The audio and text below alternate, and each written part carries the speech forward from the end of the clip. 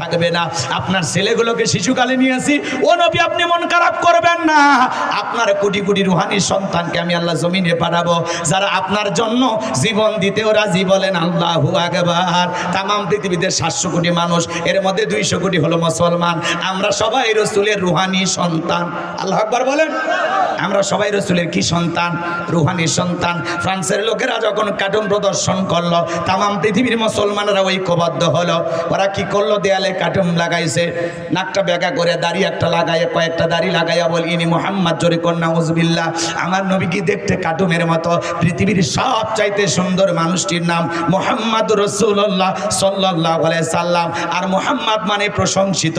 আজেবাজে যতই গালি দেন কোলা রাবলাই, কথা কোন ঠিক কিনা? নবীজি কেনে উল্টা পাল্টা কথা বলো। নবীজির চরিত্রের সার্টিফিকেট দিয়েছেন কি? নবী হলেন পুত পবিত্র মহান চরিত্রের অধিকারী। আজিম আরবিতে এমন একটি শব্দ যার গভীরতা মাপা যায় না। আপনার আমার নবী হলেন পৃথিবীর সবচাইতে সেরা মানুষ, সুন্দর মানুষ। এই পৃথিবীর সবচাইতে 1 নম্বর সুন্দর মানুষটির নাম মুহাম্মদ রাসূলুল্লাহ সাল্লাল্লাহু আলাইহি ওয়াসাল্লাম। যেই রাসূল 63 বছরের জিন্দেগিতে একটি মিথ্যা কথা বলেননি, এমন বিশ্ব রেকর্ড পৃথিবীর আর কোনো মানুষের নাই। কথা বলেন ঠিক কিনা? সেই রেকর্ড রয়েছে আপনার আমার নবীর। কথা বলেন ঠিক কিনা? আমার ভাইয়েরা, এই জন্য নবীকে নিয়ে যদি কেউ গালিগালাজ করে, নবীজির অপমানে যদি না কাঁদে তোমার মন, মুসলিম নয়, তুমি মুনাফিক, নবীজির দুশমন। কথা বলেন ঠিক কিনা? নবীকে মক্কা নগরীতে অকাত্য ভাষায় গালিগালাজ করেছিল, এর নাম ওলীদ বিন মুগীরা। আজে বাজে ভাষায় নবীকে গালি দিতেছে। আল্লাহ পাক তখন আয়াতে কারিমা নাজিল করে বলেন, উতুল্লিম বাদা যালিকা জানিম। নবী গো, এই ওলীদ বিন মুগীরা আপনাকে গালি দেয়, এ হলো পিতৃ পরিচয়হীন জারোর সন্তান, এর জন্মের ঠিক নাই, একটা বাস্টার্ড। ওলীদ বিন মুগীরা আরবের মানুষ, আরবি শুনে বুঝে ফেলে দিছে। দেখে বলে এত বড় কথা, আপনি থাকেন, আমি আমার মায়ের কাছে যাই। ছেলেটা বৈধ না অবৈধ জানে কে? ফ্যাক্টরির মালিক, তার মানে তার মা। কথা কোন ঠিক কিনা? কথা বলে না কেন? এইবার তার মায়ের নাম ছিল ঝর্ণা। যায় বলে, মা করবি না কোনো তাল বাহানা, আমাকে বিশ্বনবী বলেছেন উতুল্লিম বাদা যালিকা জানিম, আমি নাকি পিতৃ পরিচয়হীন, আমার নাকি জন্মের সমস্যা আছে, ভালো করে বল আমারে জন্ম দিয়েছে কে? ওলীদ বিন মুগীরার মা তখন মনে মনে ভাবতেছে, এত বড় গোপন তথ্য নবী জানলো কেমনে? নবী তো জানতেন না, নবীকে জানিয়ে দিয়েছেন তিনি কে? আরেকটু জোরে বলেন কে?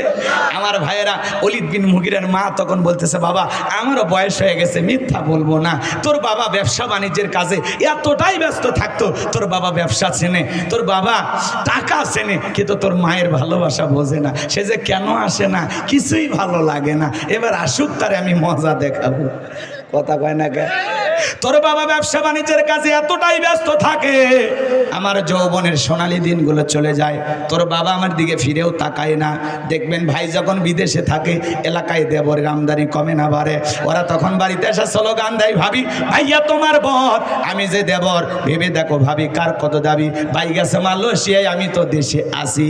কথা বল না কেন?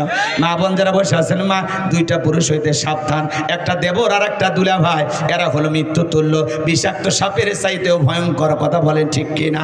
মহিলা মা বোনদেরকে নিয়ে আলোচনা করার সময় আমার হলো না। মা বোনদের উদ্দেশ্যে বলে যায়, মা 4টা আমলে 8টা জান্নাতের দরজা খোলা। 1 নাম্বার নামাজ, 2 নাম্বার রোজা, 3 নাম্বার ফরজ পর্দা, 4 নাম্বার স্বামীর খেদমত। এই 4টা আমল করলে মা বোনেরা 8টা জান্নাতের যে কোনো দরজা দিয়ে প্রবেশ করবে। বলুন সুবহানাল্লাহ। অনেক কথা আছে, যেহেতু শেষ করার আদেশ চলে আসছে, আমের কথা বাড়াবো না। এদিক খেয়াল করেন, ওলীদ বিন মুগীরার মা, শেষ কথা বলে দিলাম, অনেক কথা আছে এর মধ্যে, ফাঁকি দিই একটু, কথা বলছেন নাই? ওলীদ বিন মুগীরার মা তখন বলতেছে, বাবা তোর বাবা এতটাই ব্যস্ত, আমারে সময় দিত না, যার ফলে তোর চাচারে দিয়ে মনের বাসনা পূরণ করেছিলাম, যার ফলে তোর জন্ম হয়েছে। নবী যে তথ্য দিয়েছে 100% সত্য। কথা বলে ঠিক কিনা? আজ ফ্রান্সের লোকেরা কেন গালি দেয়? তথ্য বের হয়ে আসলো, ফ্রান্সের লোকেরা কেন গালি দেয়? কারণ ফ্রান্সের মহিলারা বিয়ের আগে বাচ্চা জন্ম দেয়। কথা বলেন ঠিক কিনা? যারা বিয়ের আগে বাচ্চা জন্ম দেয়, জন্মটা বৈধ না বৈধ? এই জন্য মনে রাখবেন, নবীকে গালি দেবে যারা, অবৈধভাবে দুনিয়াতে জন্ম হয়েছে তারা। বিশ্ব নবীকে নিয়ে যদি কেউ বাজে মন্তব্য করে, অকাত্য ভাষায় গালিগালাজ করে, ওই নাস্তিক বেঈমানকে ধইরা ওর জিহ্বা টান দিয়ে ছিঁড়ে কুকুরকে খাওয়ায় দেবো। কথা বলেন ঠিক কিনা? তুমি আমার বাপকে গালি দেওয়ার সহ্য করবো, মাকে গালি দেওয়ার সহ্য করবো, আমার দলকে গালি দেওয়ার সহ্য করবো, কিন্তু বিশ্ব নবী হলেন আমাদের কলিজার টুকরা নবী। নবীকে নিয়ে যদি কেউ কুরুচিপূর্ণ মন্তব্য করে, ওর দাঁত ভাঙা জবাব দেওয়ার জন্য কারা কারা প্রস্তুত? হাত তুলে দেখা। লিল্লাহি তাকবীর। হ্যাঁ, নবীজির জন্য আমরা জীবন দিতে রাজি আছি তো ইনশাআল্লাহ। আমরা রসুলের 100% খাঁটি উম্মত হতে চাই। আল্লাহ রাজবাড়ির মুসলমানদের কবুল করুন। ওয়া আখিরি দাওয়ানা আনিল হামদুলিল্লাহি রাব্বিল আলামিন। দেন মাইক দেন ওনাকে, আমাদের একজন অতিথি এসেছেন, তিনি একটু কথা বলবেন, এরপরে আমরা দোয়া করব ইনশাআল্লাহ।